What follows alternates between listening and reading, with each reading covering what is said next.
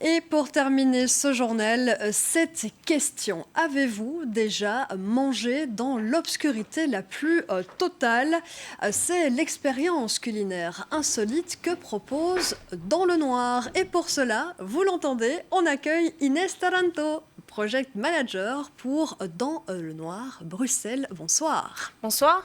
Alors, après Paris, Londres, Madrid, Melbourne, Barcelone ou encore Marrakech d'ailleurs, le concept du restaurant à l'aveugle a débarqué chez nous depuis le 27 mai.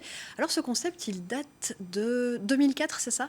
C'est ça, il a été créé en 2004 à Paris, s'est étendu un petit peu partout dans le monde, donc comme vous le disiez, à Londres, Madrid, Saint-Pétersbourg, Auckland, etc.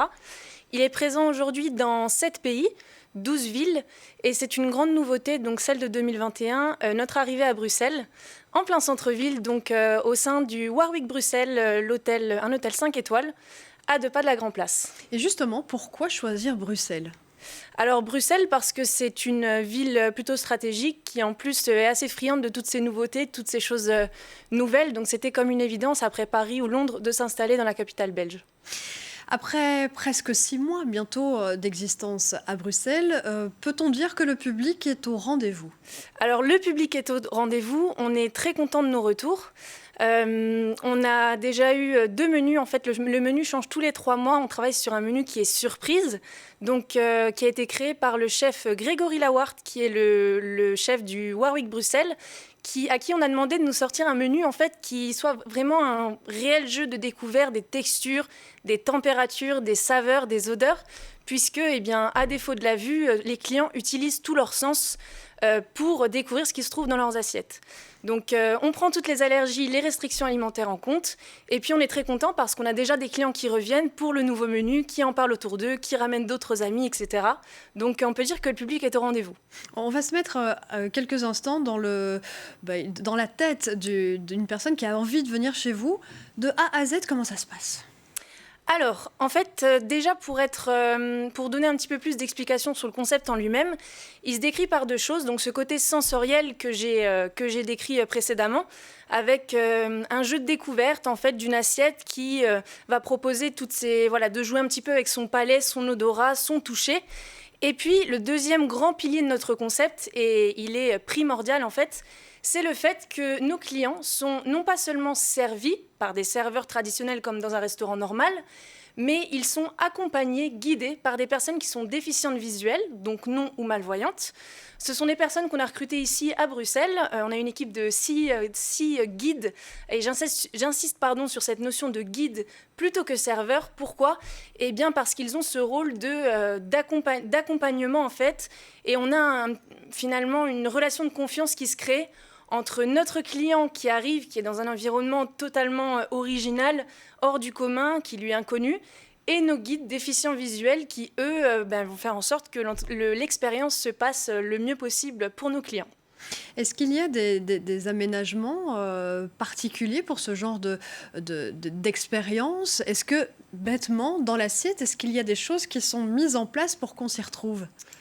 Alors, on me pose souvent la question, alors l'assiette était vraiment comme ça à la fin quand je montre à nos clients les photos de ce qu'ils ont dégusté. Alors oui, elles étaient aussi belles que nous montrent nos photos. Pourquoi? Parce que le chef va jamais envoyer en salle des assiettes mal dressées. Et puis au toucher, on peut quand même se rendre compte de ce que contient notre assiette. Donc la vue ne fait pas tout et on s'en rend compte avec notre expérience. Après, les choses sont disposées de façon à ce que, il y ait quand même ces associations de goût et de textures qui soient intéressantes. Encore une fois, c'est un menu qui est réfléchi et d'ailleurs qui s'adapte aux saisons, à la cuisine locale. Et voilà, c'est quelque chose sur lequel on travaille longuement pour satisfaire notre client.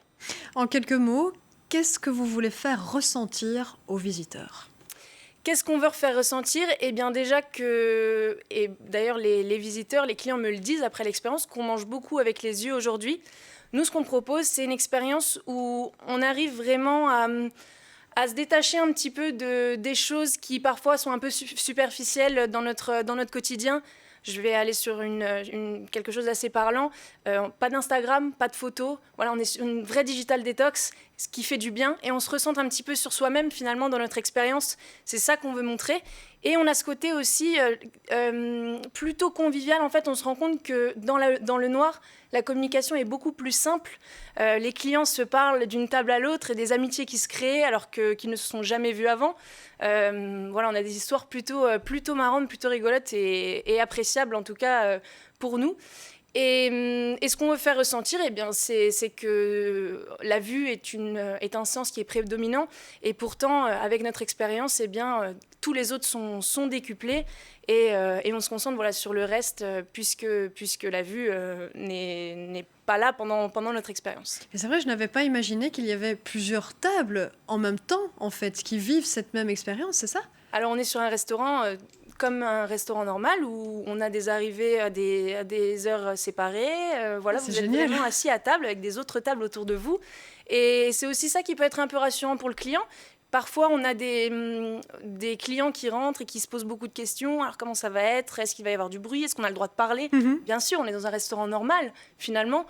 Vous arrivez à une table, il y a d'autres clients autour de vous, il y a de la musique. C'est voilà, une expérience unique, oui, mais n'oublions pas que voilà, on est dans un restaurant et les clients viennent pour vivre une expérience culinaire aussi plutôt intéressante.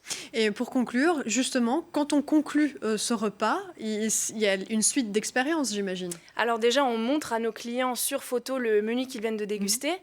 Et puis, on a vraiment un lien qui s'est créé en fait à l'intérieur du restaurant entre le guide serveur et les clients. J'ai des personnes qui me parlent de leur guide serveur pendant encore des minutes après l'expérience parce qu'ils ont été touchés, ils ont été interpellés par cette rencontre humaine qui a été assez forte. Et l'expérience se termine vraiment quand le client a fini de manger, a pu découvrir ce qu'il a dégusté sur photo, a essayé de deviner. Voilà, il y a un vrai jeu qui se fait. Et puis si en plus on a les sourires, alors dans ce cas, le défi est relevé. Merci beaucoup. En tout cas, je pense que vous avez donné envie à nos téléspectateurs de venir près de chez vous et avec chez plaisir. vous. Merci beaucoup. En tout cas, je rappelle que vous êtes Inès Taranto et que vous êtes Project Manager dans le Noir Brussels, situé au sein de l'hôtel Warwick à Bruxelles.